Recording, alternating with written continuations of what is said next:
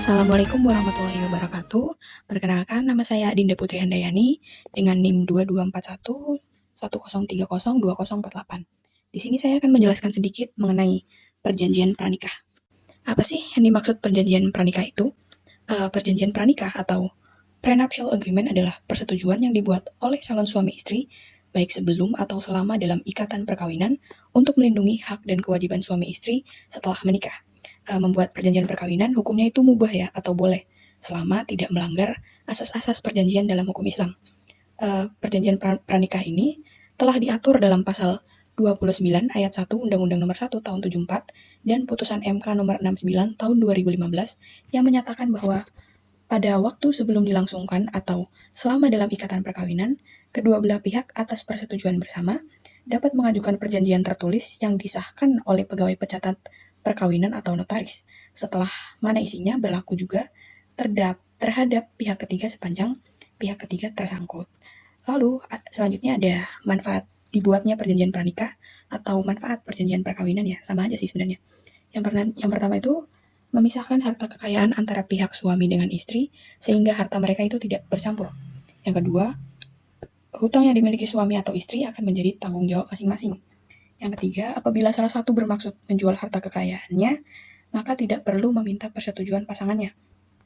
Lalu yang keempat, dalam hal suami atau istri, bila akan mengajukan fasilitas kredit, tidak perlu meminta persetujuan pasangannya untuk menjaminkan harga kekayaannya.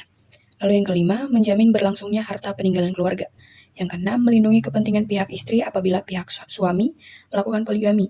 Lalu yang ketujuh, menghindari motivasi perkawinan yang tidak sehat. Next, itu ada isi perjanjian pranikah.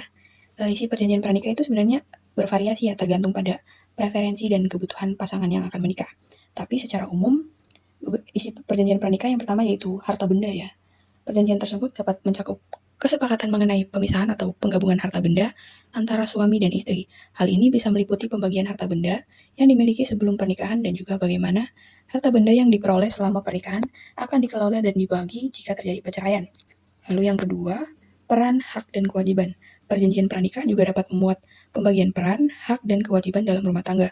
Ini meliputi tugas dan tanggung jawab masing-masing pasangan dalam memenuhi kebutuhan keluarga, termasuk tanggung jawab keuangan, pengelolaan rumah tangga, dan perawatan anak. Lalu yang ketiga ada hak asuh anak. Misalnya jika terjadi perceraian atau perselingkuhan, perjanjian pranikah ini dapat mencakup ketentuan mengenai hak asuh anak.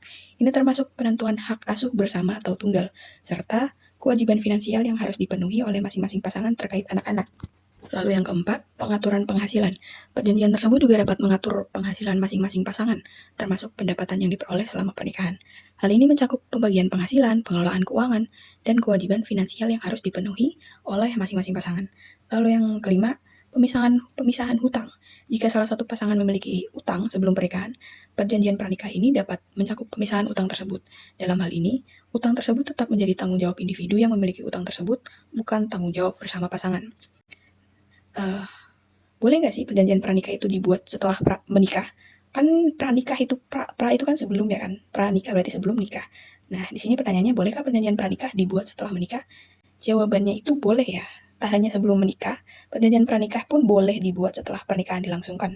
Hal ini diatur dalam putusan MK nomor 69 tahun 2015 yang mengubah pasal 29 Undang-Undang Nomor 1 tahun 74 seperti yang saya jelaskan awal tadi, yaitu bahwa perjanjian pranikah dapat dibuat pada waktu sebelum dilangsungkan atau selama dalam ikatan perkawinan.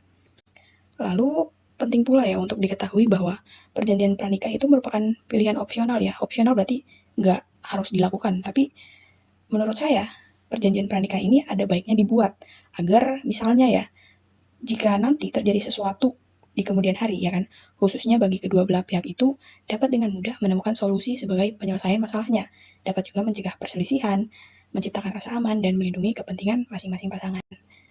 Mungkin cukup sekian dari saya, kurang lebihnya mohon maaf. Wassalamualaikum warahmatullahi wabarakatuh.